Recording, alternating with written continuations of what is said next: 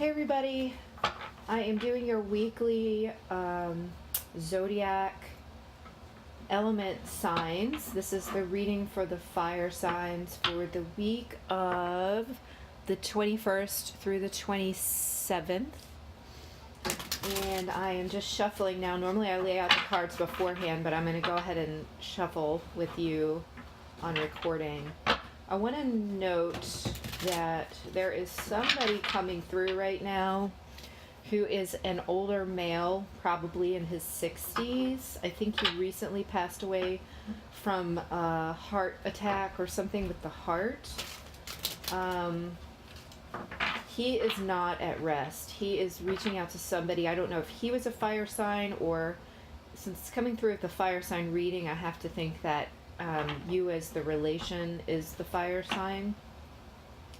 So if that's the case, I would definitely suggest making peace with this person in your heart. And I believe that he also had the physical issue of a heart attack, and that may be why he passed away or had heart issues or something. I'm pretty sure it was a heart attack. And whatever forgiveness needs to be given between the two of you, that's going to be important for him to be able to be at rest. I think in some ways a lot of forgiveness needs to come from him, or it needs to come from you toward him, if that makes sense. So he wants to be forgiven by you. I think this is probably a father figure. So if that makes sense to anyone, that is happening right now. Whew, he is heavy in my heart space right now. Just going to try to thank him and release him so that I can move on with this reading. He might have been a Leo, maybe you're a Leo, or maybe his name is Leo, so just putting that out there. Okay, he released once I said that. He wanted me to say that.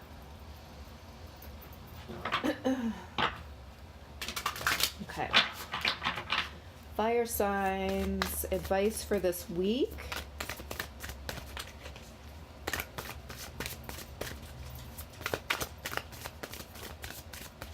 I'm just using the Psychic Tarot by John Holland.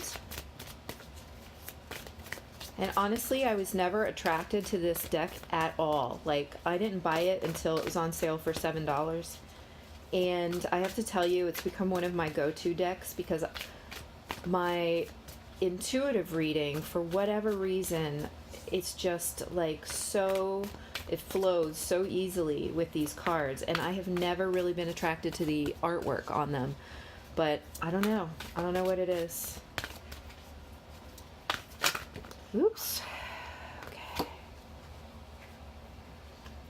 So the Eight of Cups just popped out. I'm not going to keep it for the read, but if some of you are in a position where you're kind of having to make a choice about whether to move away from something, at least temporarily, then I think the answer is probably that it's in your best interest to take a step away to really clear your head and let your emotions heal before continuing on either further away from that individual or situation or back to it with a clearer head.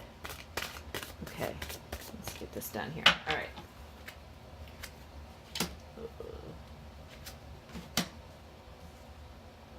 Okay, karmic cycles are definitely working their way through, probably coming to an end shortly. Wow, at least 4 major arcana right here. 5 major arcana. So you have the Temptation card, which is traditionally the devil. And that's over the Wheel of Fortune, which is destiny in this deck. And I feel like that is the karmic cycle, like really wrapping up and coming to an end. You're taking control of your situation and stepping into a rest period where you can really reevaluate what you have just been through, because you're actually going to be ending this cycle of like being stuck, and you're moving into a period of of much more enlightenment and lighter energy. So I feel like here we are with this card number 19, which is light, and it equals the sun card in the normal deck, came up many days ago. And I remember at the time saying that within 19 days we were going to have some kind of major shift. And at that time, the 24th was the 19th day. On the 24th, I just realized, is the full moon in Taurus. And I feel like you are going to have a major shift in that at that full moon, which is excellent because it looks like you're moving out of this really difficult situation and you're kind of getting into this introspective place.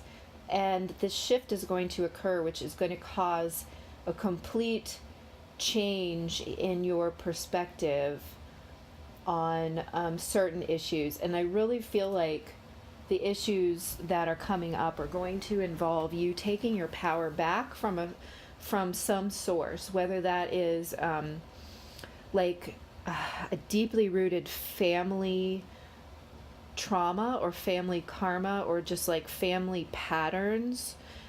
Or it could be, I mean, it could be that, and that could be playing its way out. I feel like for a lot of you, that's playing its way out in different relationships that you're in. So it's really important for you to allow this transformation to occur, because this is a major lesson in your life. This is a major turning point in your life, and it's for the best. You're going to be shedding a lot of heavy, dense material out of your auric field that you do not need anymore. It is not serving you. It's only holding you back. As you do this, the light is just streaming in, like you are upgrading big time. So allow that to happen at this full moon. And is that going to be this week? That is this week. So perfect. Man, I'm good. No, I'm kidding. I'm just joking. So do allow that transformation. Just sort of like release that stuff as it comes up. Don't dwell on it. Don't let it run through your head a million times. But it really does look like you're stepping back, and you kind of have this awareness that you need to turn your brain off about it. You need to take that break. A lot of this is family stuff. I'm feeling family stuff coming up. Or family, like I said, family energy that is impacting your relationship with your job, or with a romantic partner in your life, or really other family members, which is obvious in family conflicts and dynamics. But that is really feeding the way that you are either leaving yourself stuck and battered and or betrayed in a romantic relationship. And by battered, I'm feeling more of an emotional battering, but by all means, if you're being physically battered, get out. Like, there is no reason to stick around for that, no matter what. And I mean, I'm feeling like a work and job scenario coming up. I grew up in a family business, and I know like all the weird kind of energy struggles that happen there. And like when you're around your family all day and then all evening, it's like this trap.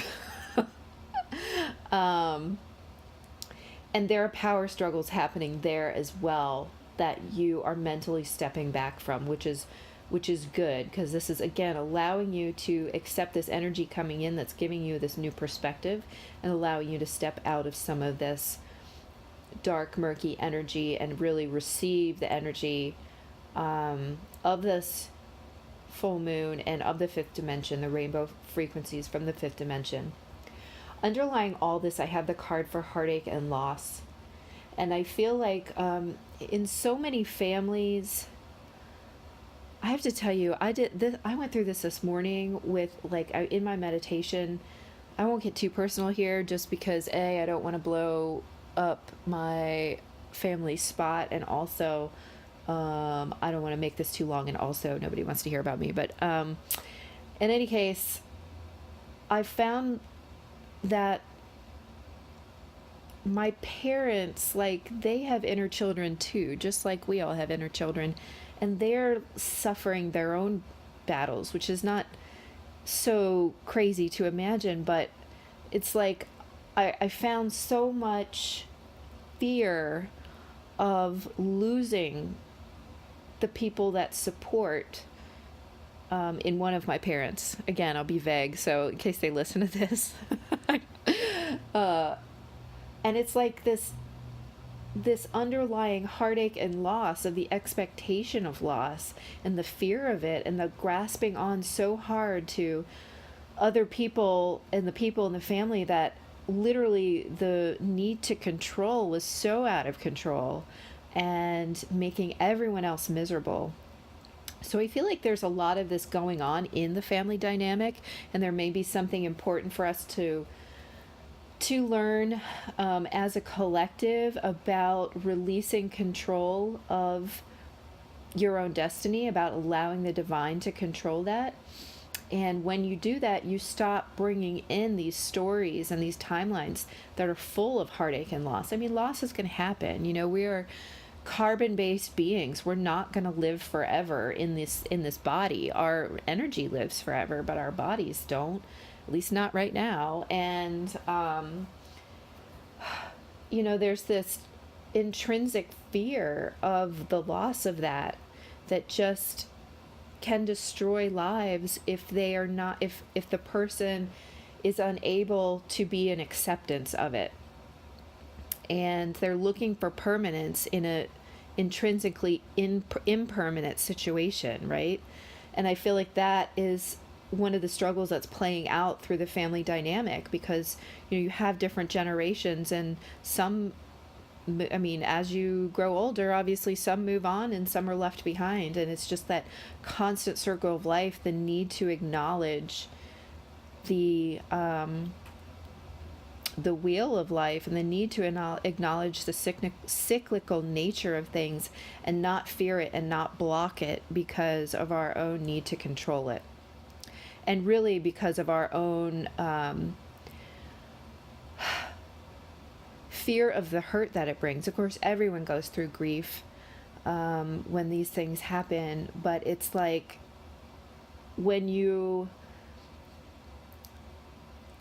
are not able to, when you believe your existence is only in the 3D, when you are still holding on to that lower vibrational energy, and you're not yet encountering or receiving the fifth dimensional energy, it is much harder to accept the persistence of the spiritual body, and then the fear can be greater. So this is all a long way of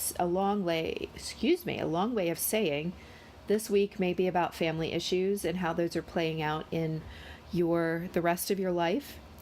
It's important to start to let go of those patterns and to separate yourself from those who are perpetuating those patterns, at least temporarily, so that you can allow yourself to be raised above it, and allow yourself to bring in the healing and the enlightenment, so that then you can begin to affect those around you. Now, sometimes it's time just to step away from negative individuals, and that is your choice. If that resonates with you, you may need to do that. Others are going to be able to step back into the situation with a renewed sense of self, and a renewed outlook on life, and a lot of healing having been done, and then being able to help other people with that. Okay, so that kind of relates back to the Eight of Cups that flew out in the beginning. I hope this is helpful for you. Please comment and let me know if this resonated. And don't forget to subscribe. I so appreciate all your comments and subscribes.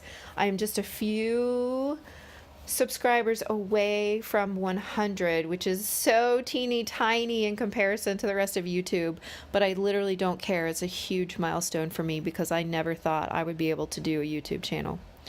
So in that case, or in any case, thank you so much, and I hope this was helpful. Bye.